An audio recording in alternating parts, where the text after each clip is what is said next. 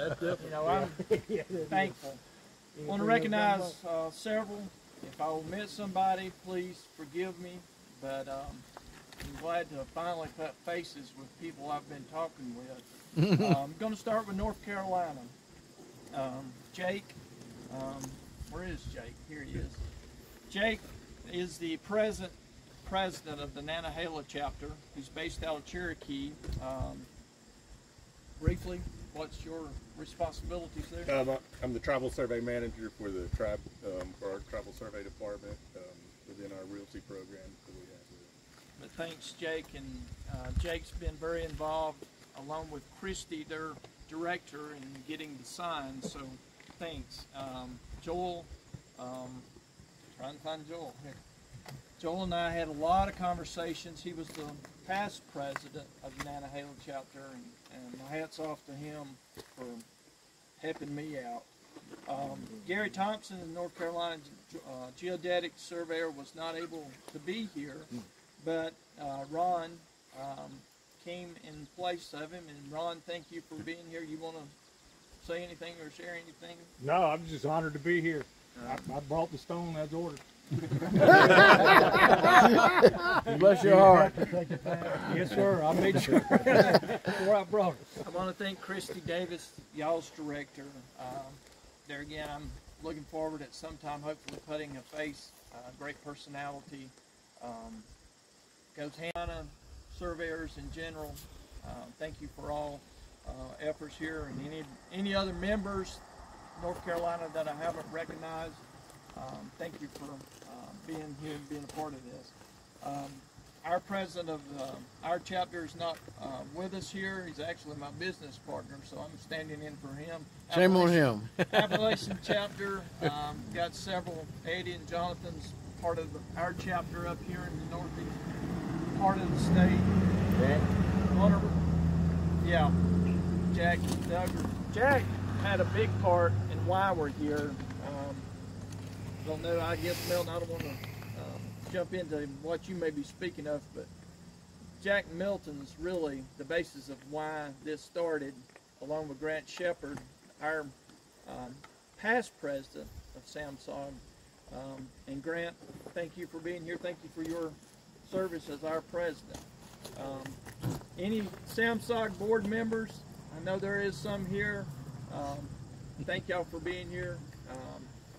They turn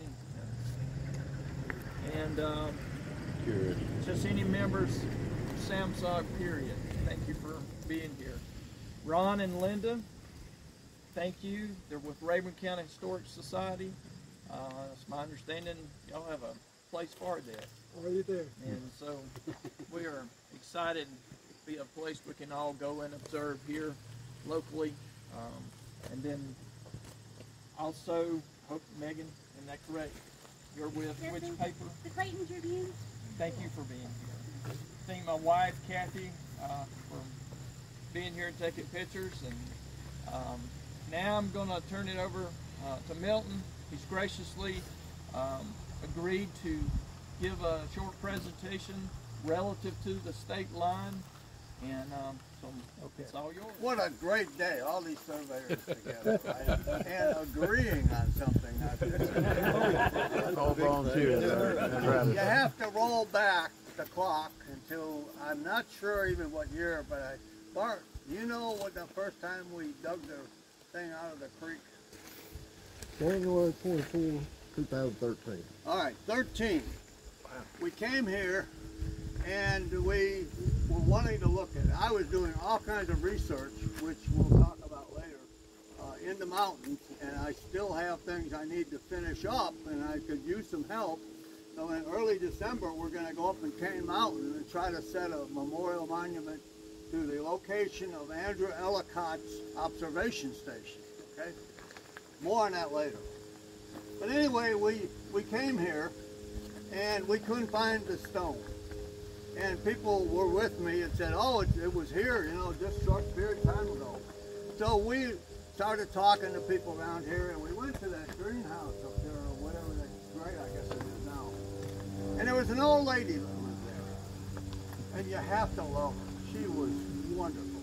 I think she said she was 88. And so we told her we were looking for this stone down there. Oh yeah, I knew all about that stone. And so she said, well, come on in. I think there were 3 of us. Dr. Crowley was one of them all. And we went in, and of course she started to have to tell her about her life. She says, yeah, I was married here. This man that owned a farm for 50 years, and he was an absolute dud.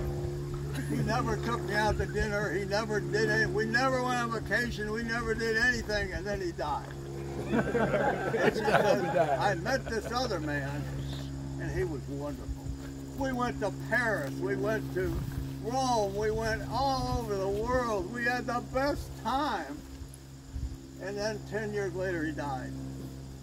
And she looks at us and she said, well, you know, you surveyors get around a lot. You know, do you have a surveyor friend that might need a girlfriend? But she said, I'm almost sure the stone is in the creek. Well, that first time we were here was in the winter, and the creek was about 5 foot deep. And if you'd have gotten in there, you'd have ended up a half a mile down. It was so swift, you know. So we kind of disappointed we left. We came back, oh, maybe in June. Yeah, that's the 2013 trip. And she must have talked it around because somebody had gone in the creek and it was laying up on the bank. Okay, and so there's a long story, but we preserved it. We're here. We're going to do what I think is the most practical thing we can do, which is put a cap where the base of the stone is. So we've perpetuated its location and then put the stone in a museum where people can read about it and talk about it and can come out here and see the location if they want to. So, a little of the history of the stone real quick. And I have some copies of this. I wasn't expecting this many, but I've got some. Praise the Lord. After years of fighting between Georgia and North Carolina over their common border, on September 10th, 1819, Georgia Commissioners Benjamin Cleveland, Allen Daniel met at what became known as Commissioner's Rock, sometimes called the Ellicott Rock, which is on the Catawba River. Along with surveyor James Camac, who was the original runner of the controversial north line of Tennessee, of Georgia, and very criticized today. And Timothy Tyrrell for Georgia and Robert Love for North Carolina. They met there and they ran 30 miles. Okay? And I think they were naive enough to think they were going to hit the Montgomery Stone, which was the end of the Camac survey, okay, a few years earlier. Well, they were a long way, about the better part of a mile north. So they made some adjustments and they went back and they reran the line. I have walked most of that line, and you don't want to walk that line. I mean, it's horrible. It is horrible. And even the maps talk about a 300-foot bluff, and it's almost vertical. So anyway, they reran the line, and this is the 11-mile stone, 11 miles from the Ellicott Stone to here. They set this stone in 1819.